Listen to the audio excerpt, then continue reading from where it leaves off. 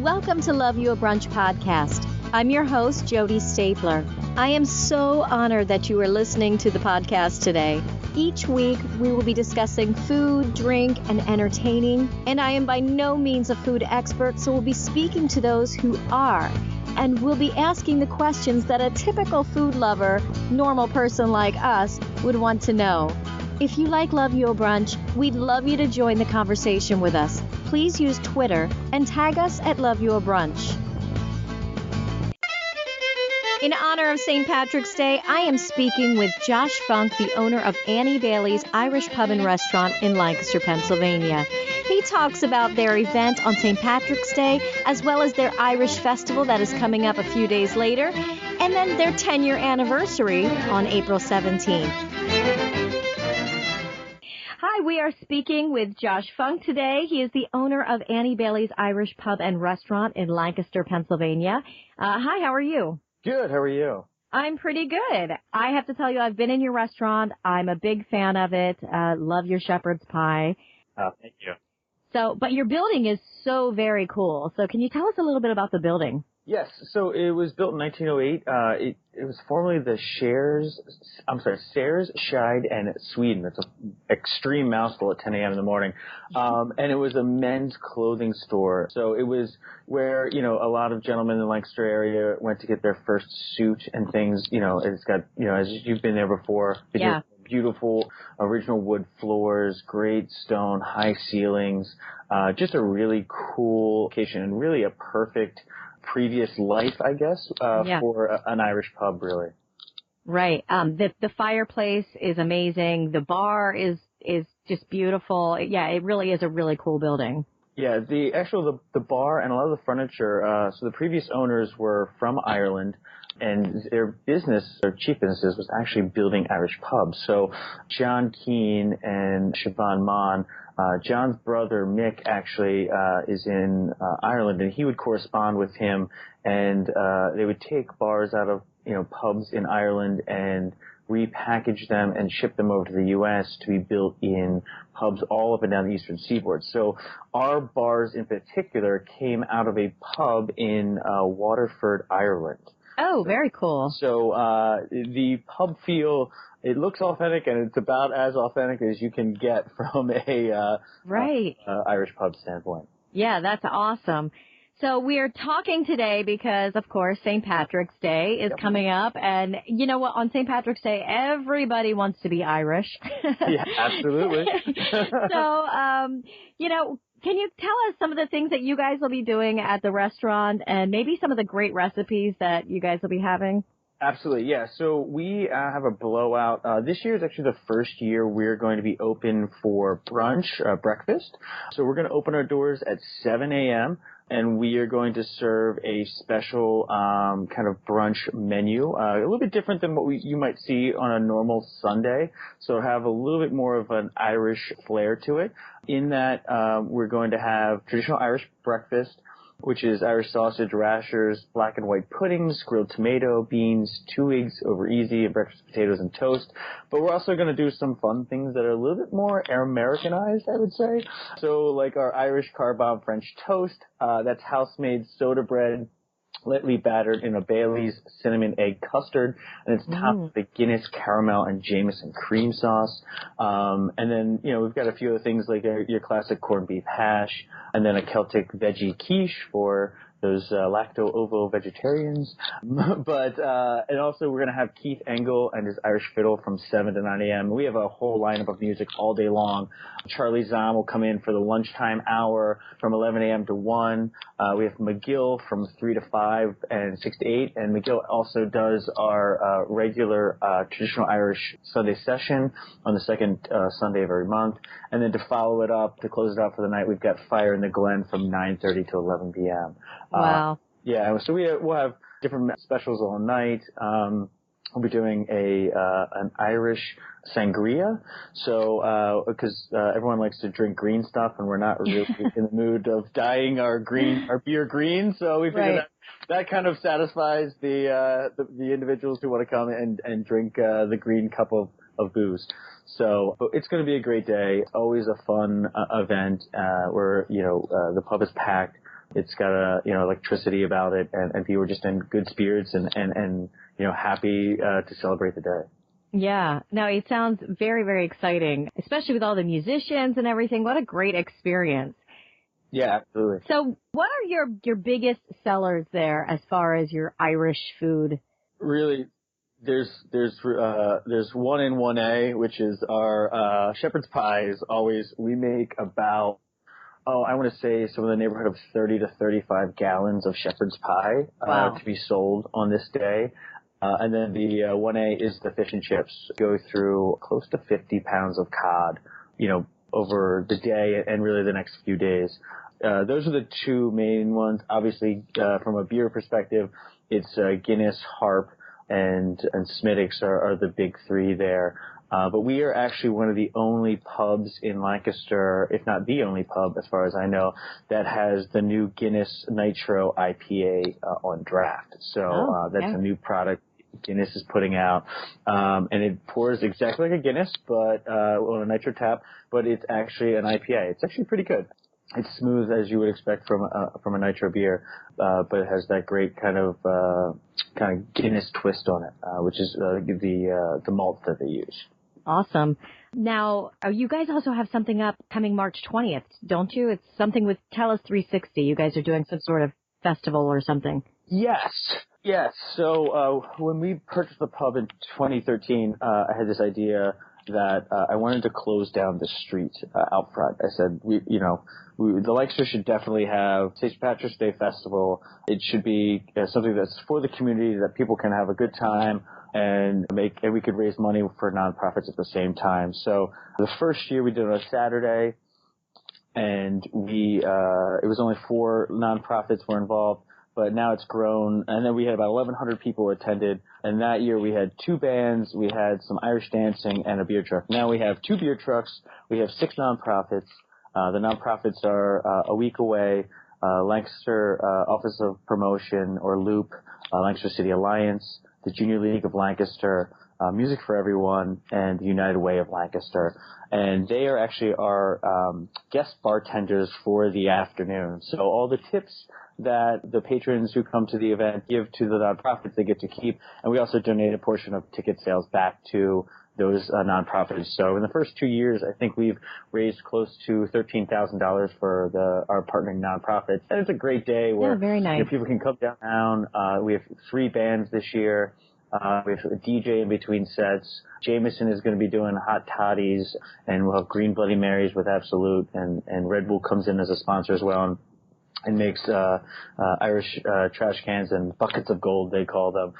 So it's a fun day, and it's really a day where all ages, young and old, come out and have fun, having a beer on the courthouse steps, and listen to some great music. And we have some food, and Tellus has some food for sale, and obviously we're open in both of our establishments with music all day inside as well. So it's a great time for people to come down and kind of just go from bar to bar and just enjoy their Irish heritage, or Irish heritage for the weekend. So. Yeah, right, exactly. Now that brings it up. Are you Irish at all, or is this just you just love it? I am not.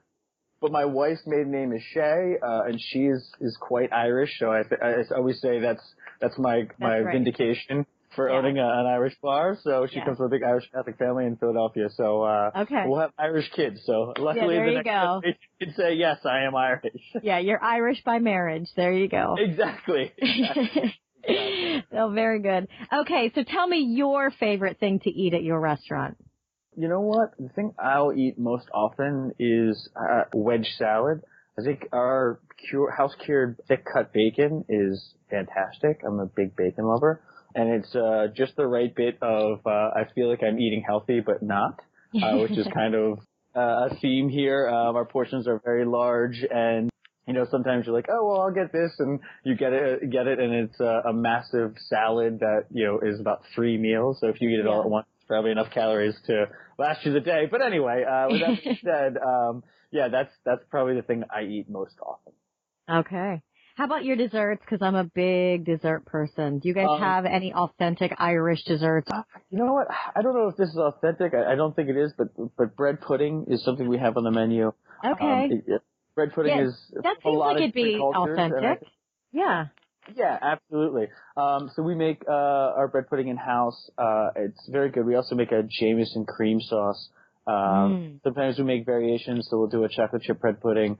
We've mostly done a strawberry basil bread pudding over Valentine's Day just to spice it up a little bit.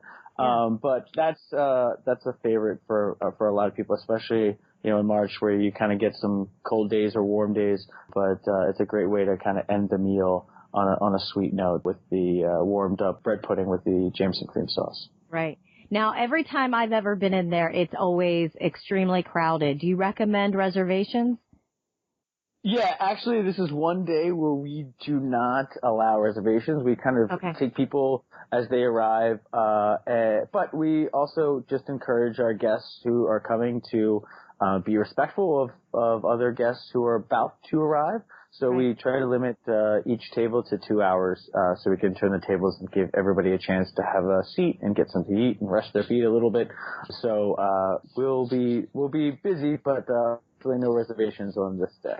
Yeah, and you do have some great seating right there by the fireplace when you first come in. It's awesome. And that's open to anybody who wants to sit down. And we'll put some stools and things there as well.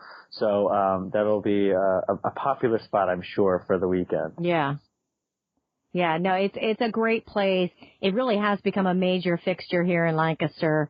We've really grown in the last couple of years with the different establishments that we have. So you can pretty much get every kind of nationality of food. But Annie Bailey's is always one of the big favorites with my family. Great. Yeah. Now, is there anything that you would like to say before we end the podcast? Yeah, absolutely. Absolutely. Thank you.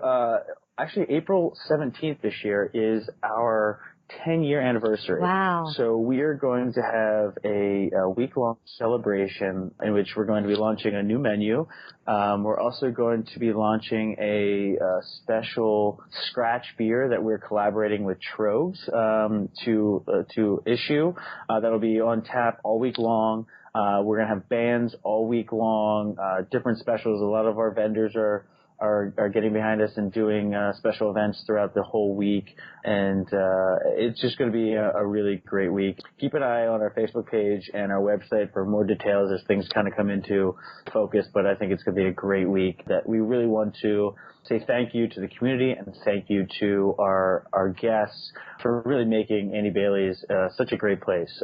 Because without the guests and the patrons like yourself who come into the restaurant, we really wouldn't have what we have. It's such a great Irish pub and a local public house. Yeah, no, it's a great place. And everybody, if you're not from around the Lancaster area and you happen to be in the Lancaster area, make sure you stop by. It really is such a charming place to take your family. And even though it's a pub and there's alcohol, I take my kids all the time. It's a family place. Absolutely. But yes, so St. Patrick's Day coming up. Exciting for that. And then March 20th. And you said, what was your anniversary? April 17th. April 17th. So please check out their website, AnnieBaileys.com, and also their Facebook page. Thank you so much, Josh, for talking to me today. Thanks, Jody. We really appreciate the time. Happy St. Patrick's Day. You too. Thank you very much. Bye-bye. I want to say thank you to Josh Funk from Annie Bailey's. Join them on March 17th for their St. Patrick's Day activities, as well as March 20th for the Irish Festival in downtown Lancaster. Also, be ready for their 10-year anniversary on April 17th, and keep looking at their website for more information.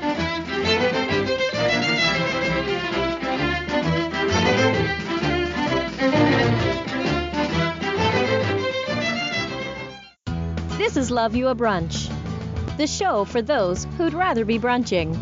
I'm Jody Stapler. Mobile Kitchen Classroom is a high school program that empowers the next generation of food citizens. It engages students by making connections between food and issues they care about. One of its co-founders is Adrien Grenier, actor known for his role on Entourage. Emy Kane sat down with me to tell me more about it. We are talking to Emy Kane today from the Mobile Kitchen Classroom. Hi, how are you? Good, thanks. How are you? I'm doing pretty well. So can you tell us a little bit about what Mobile Kitchen Classroom is? Yeah, so the Mobile Kitchen Classroom is a program of Stone Barn Center for Food and Agriculture. And it was started in partnership with Adrien Grenier, who is well known for his role on Entourage, as well as for his philanthropic and sustainable initiatives. So they came together to form this program that is empowering high schoolers to be food citizens. And what we mean when we say food citizen are individuals who are empowered in their food choices through an understanding of culture, the environment, and also politics. Can you tell me a little bit about Stone Barns? I was looking at the website for both Stone Barns Center as well as Mobile Kitchen Classroom. There's some great little videos on there so people can take a look at that. But they're a farm about 25 miles north of New York City. Is that right? It is, yeah. So it's a quick trip. You hop on a train at Grand Central and you feel like you're in another world.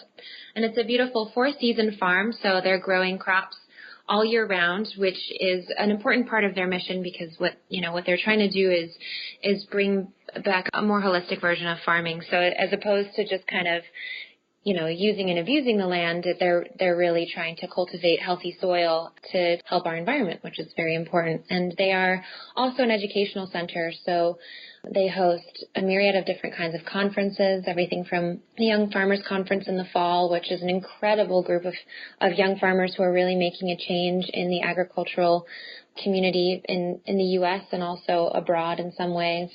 And then there's also Blue Hill, which is present on the farm as well, which is a separate entity from Stone Barns, but is also a great partnership there. Great, yeah. And I understand there's like summer camps that the kids can go and things like that. There are, yeah.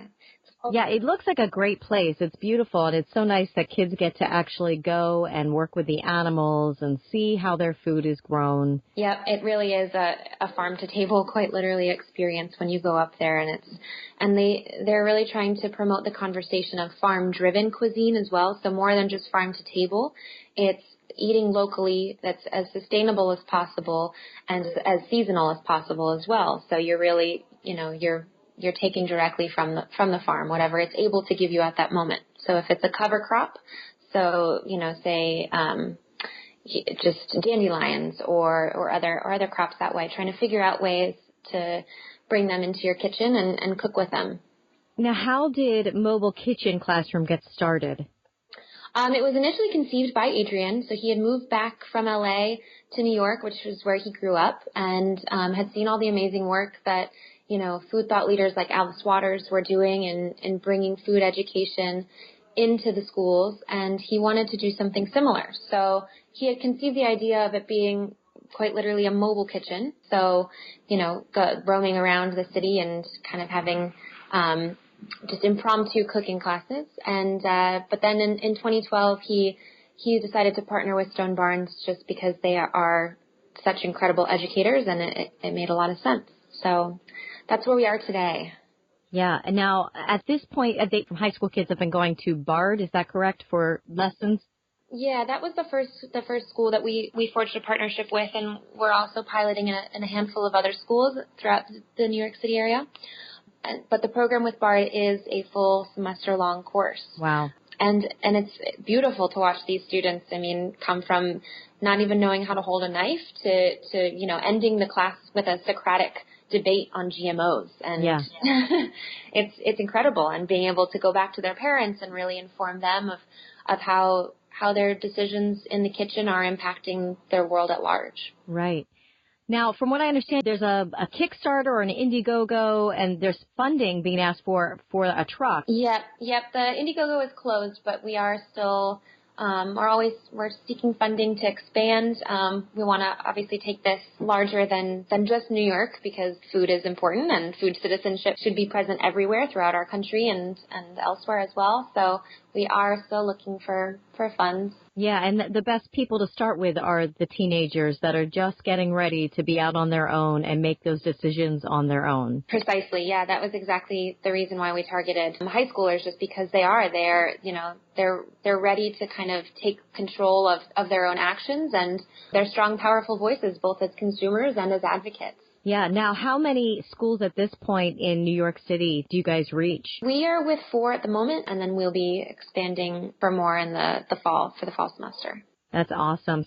So they go in, they're learning about the food and the culture of food, food in healthy systems, and of course, where their food comes from, GMOs, and then they're actually learning to cook it themselves. Yep, they are. And it's pretty cool. So each class begins with a lesson. So it's a reading or a video or a podcast or a mix of all three to kind of set the stage of what they're learning about. And again, it's broken into 3 core pieces. So one unit is about culture, another is about justice, and the other is the environment. So for a culture unit, they'll learn something about, so say it's about corn, and they'll learn about the heritage of corn and potentially why it was grown in certain ways, and then they'll end up cooking with it. So there's a very real impact when, you're sitting down at a table all together after hearing about it and then eating that same crop. So it's pretty cool that way. Yeah. Now, how many kids do you think leave there and decide to go into some sort of food industry career? I don't know. It's fun to see them kind of light up at the idea. Yeah. But we have, they're pretty young, so we have yet to have real numbers there yet. Right. But it's exciting to see how they'll grow. Yeah. Yeah, so outside of the classroom, we're really trying to foster and cultivate a conversation around good food. So the concept of food citizenship shouldn't just be for high schoolers, although that's obviously where we're targeting in class.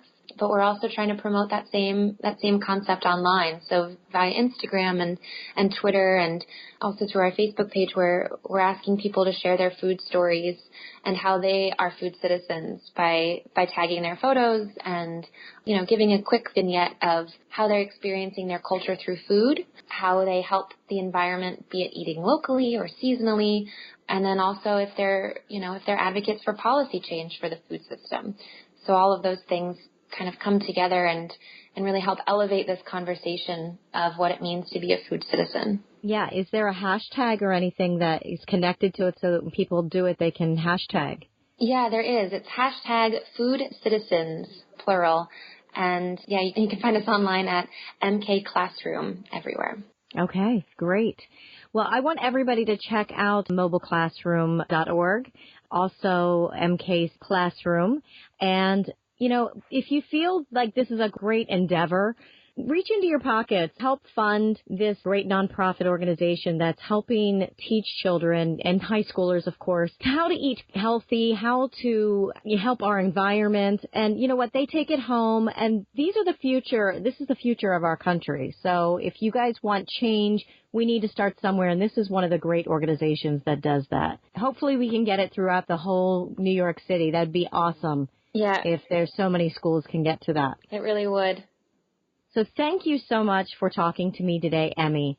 Yes, thank you. We're so glad to be able to have the chance to share what we're cooking up. I want to say thank you to Emy Kane from Mobile Kitchen Classroom. Visit them at mobilekitchenclassroom.org.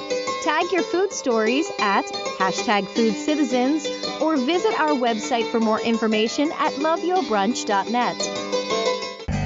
If you'd like to find out more information, you can feel free to visit our website at loveyourbrunch.net. Also, thank you for tuning in to Love Your Brunch. If you enjoy listening to our podcast, please subscribe, leave us a review, and join us on our Facebook page, Twitter, and Instagram at Love Your Brunch. If you have a question or comment, you can email me at jody@loveyourbrunch.net or Skype us at Love Your Brunch Podcast.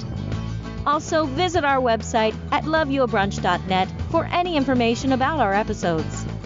Join us again next week. I'm Jody Stapler, and love your brunch.